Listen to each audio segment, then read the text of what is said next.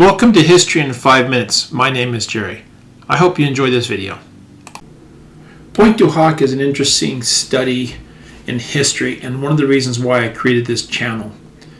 There's a lot of misconception, and a lot of this misconception has lived on even into recent times.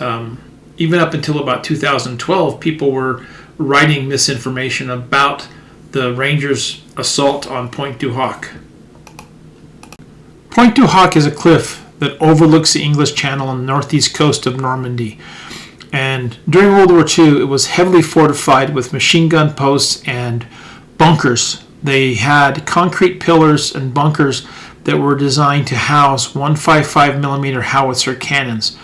From their position at Point Du Hoc, those guns could actually range the entire coast of Normandy for about 12 miles. Which meant that they could target any of the landing sites that were going to be used during D-Day.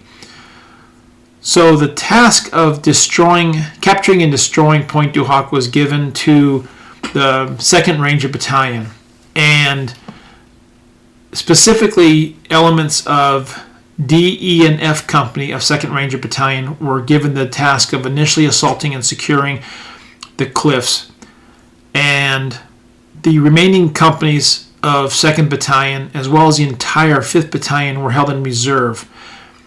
There were a lot of communication issues that happened during the initial assault, and the remaining companies of 2nd Battalion and 5th Battalion ended up actually assaulting Omaha Beach, which actually was probably a good thing and probably a story for a different time.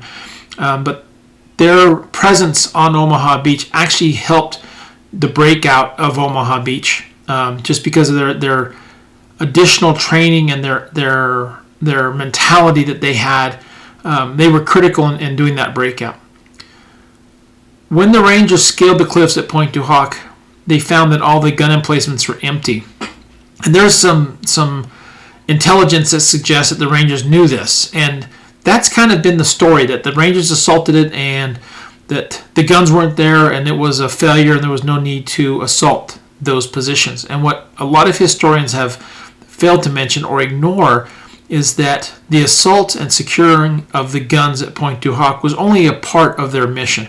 They actually had a mission to assault the cliffs, secure the guns, destroy them, and then push on inland. And they had an objective that they were supposed to secure by about 2 hours before dark, about 12 miles from the beaches.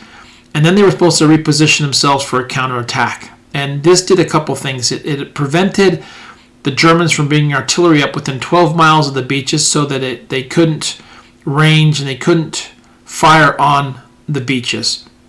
And what a lot of historians don't talk about or ignore is the fact that as the Rangers secured the cliffs and started moving inland, they actually discovered 5 of the 6 guns a few miles from the original emplacements, and they destroyed them. So their mission was successful, very successful.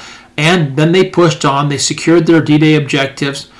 They put themselves into defensive positions and were able to help prevent the Germans from counterattacking onto the beaches of Normandy.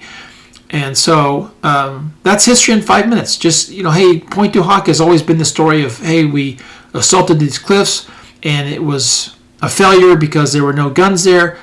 And the reality is that they did find the guns, and then there were 2 or 3 other objectives that the Rangers had that they needed to accomplish to help make sure that the landings at Normandy were successful.